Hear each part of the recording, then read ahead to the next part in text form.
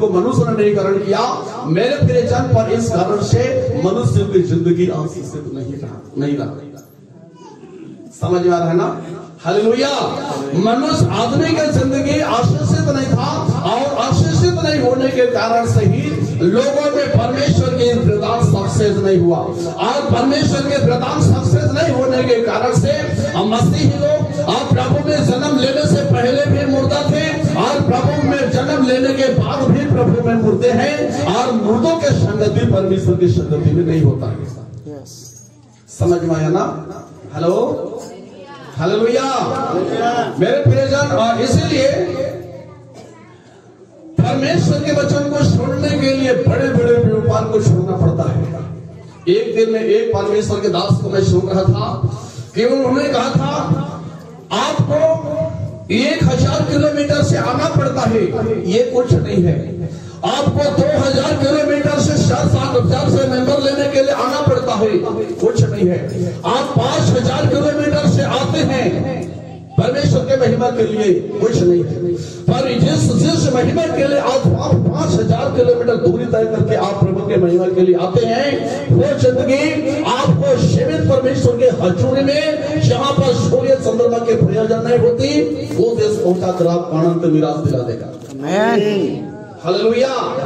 इसलिए पवित्र शास्त्र कहता है कि अगर आप सुबह क्रोध करेंगे तो भी पाप होगा, दोपहर को क्रोध करेंगे तो भी पाप होगा, शाम को क्रोध करेंगे तो भी पाप होगा। जैसे पहले पाप में जीवन जीते थे, अब भी मसीह जीवन में पाप में जीवन जीना पड़ेगा। और पापियों का परमेश्वर में प्रभु नहीं होता, परंतु पापियों का प्रभु दुष्टात्मा बनता है। Yes, hallelujah. मेरे इस मसीह में प्रिय, इसलिए प्रभु यीशु मसीह ने कहा, जो कि तुम्हारे दाहिने गाल पर थप्पड़ मारे तो वो बायत गाल भी दे दे, जो तुम्हारे अंगरखाला, जो तुम्हारे दोहार छीन लेता है, उसका कुर्ता भी लेने से ना रोका। और जैसे मैंने तुम्हारे अपराध को क्षमा किया, वैसा ही तुम भी एक दूसरे की अपराध क्षमा करना। हालेलुया।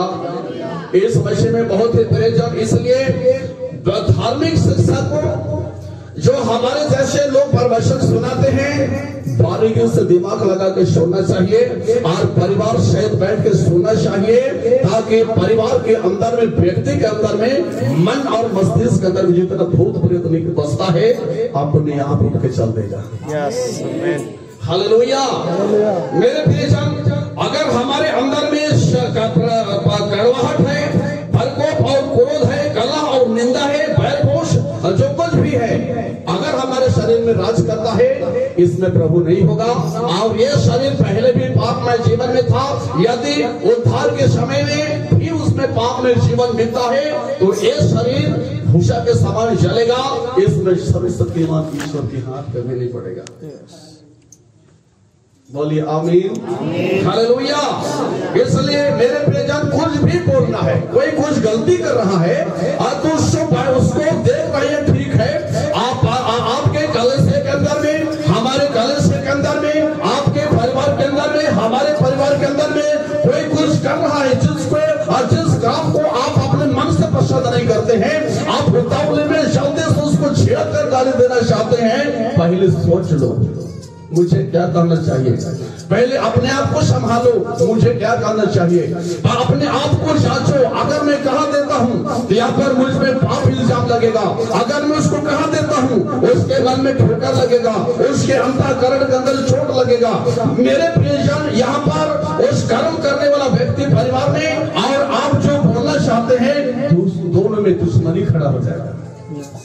जब दुश्मनी परिवार के अंदर में पैदा हो जाएंगे, शेर शेत और भेड़िया का जन्म हो जाएगा, और आप मेरे मसीह प्रियजन जंगली भैंस जैसा लड़ेंगे, घर के भीतर में खटखट करते रहेगा। समझ में आ रहा है ना? हालेलुया। इसलिए पवित्र शास्त्र में बाइबल कहता है 9 वचन में, क्योंकि ज्योति का फल और सब प्रकार की भलाई और धार्मिकता और सत्य है, और यह प्रभु को क्या पता है। हालेलुया। प्रभु यीशु मसीह को पूछो, आगे वो बोलिए कि प्रभु मुझे क्या करना चाहिए, प्रभु मुझे क्या बोलना चाहिए, मेरे आत्मिक कंडीशन में मुझे क्या लाभ होगा, क्या पिता में जो काम उसको आप आशीष देंगे। जो बात मैं बोलना चाहता हूँ, क्या परमेश्वर इस बोलने इस वचन से मैं ब्लेस्ड रहूंगा, या मैं आदमी कहलाऊंगा या शारीरिक कहलाऊंगा, मैं पाप में गिर जाऊंगा या धर्म में वातावरण में रहूंगा, इस बात को जीवित इस मनुष्य से पूछे, आपको सब कुछ बता देंगे। बोलिए आमीन, हालेलुया। इसलिए आप पिछले जिंदगी में हजारों पाप किए, उस पाप में जिंदगी की अभ्यास अब भी मन के अंदर में होता है। हालेलुया। उस पाप में दशा और पाप में भविष्य के अभ्यास विरेचन अब भी हमारे हृदय में राज करता है, हमारे भवनों के अंदर में उमड़ता है, हमारे कल्पनाओं के अंदर में जन्म लेता है, और वह पाप की घटना हमारे सामने से हमारे हाथों से घटना चाहता है।